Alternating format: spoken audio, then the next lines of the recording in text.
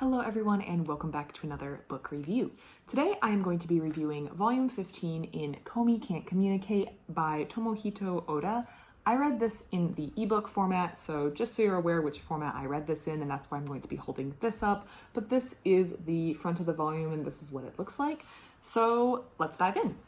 So I have been loving Komi Can't Communicate. I think it's a great series, and up to this point we've had a little bit of drama develop. So our main character is Komi, this girl with dark hair in the back who has a communication disorder. She has trouble communicating with people, but she's on a mission to make 100 friends, and the core of her friendship involves this boy here, Tadano, and this person whose hair is barely visible, which is Najimi, who's kind of Tadano's sidekick, but also a key member of their group, and they are helping Komi reach out and branch out. Now, as this is volume 15, Komi has branched out and has made a large number of friends. She still has trouble talking, but she communicates by writing in a notebook, and she's just come across as a lovable character who just wants to connect with people and have a great time and enjoy her high school experience the best that she can.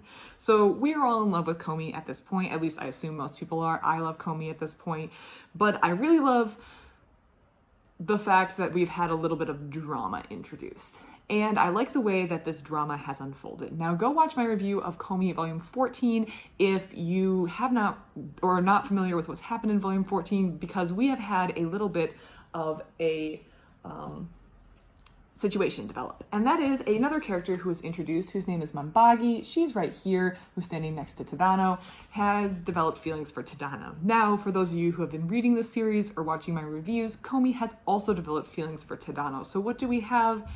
A love triangle. But I like the way that Tomohito Oda has done this love triangle, in that the character who's the third person, which is Manbagi, who's completed this love triangle, is also a likable character. She has her own flaws, she has her own experiences, she has her own insecurities, and she's just another teenage girl that we've come to like, who also has feelings for Tadano, which is normal and natural. Tadano is a very considerate boy, he's a very sweet boy, he just wants everyone to be happy, and Tadano's goal is to just be ordinary. He doesn't want to stand out or be embarrassed due to some middle school incidences, but he is standing out as being just a very good guy, and women are gravitating, or girls, I guess they're in high school, girls are gravitating towards him and they like it. And in this development of the love triangle, Manbagi, we, the readers, I feel like don't want the third party, Manbagi, to be hurt, because we also like her.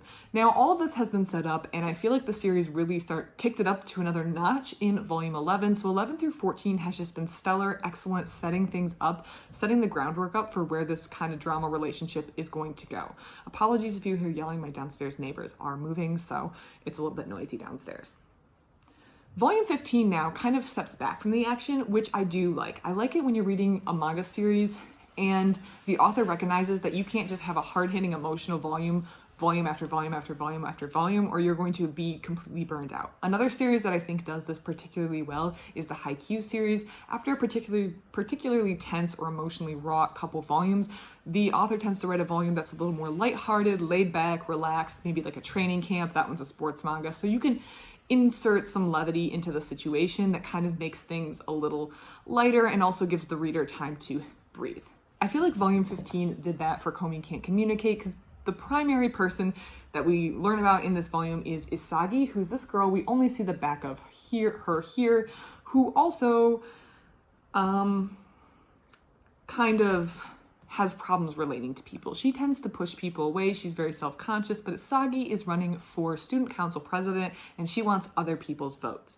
This volume is more of a getting to know Isagi while also having Komi. So Komi's now helping Isagi, but it's mostly about Isagi growing and discovering that people don't hate her, and she's unique, she's her own person, and she should just stand in her own personness, but also maybe give everyone else a little bit of a break and treat other people with a little bit of kindness and respect.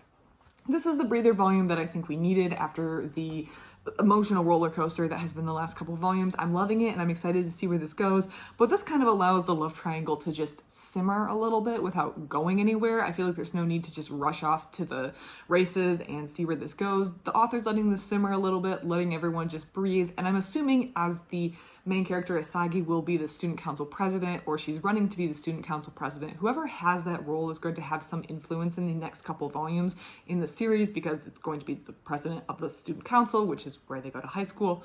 So I think introducing that character and giving her some depth is also going to add to the next couple of volumes, which I do like, and I appreciate the author doing it. I really enjoyed this volume. I think it's the volume that we needed in between, and I'm excited to see where the series goes. If you've read volume 15 or have any thoughts and opinions on it, I would love to hear it. Otherwise, thank you so much for watching, and I hope you have a great rest of your day.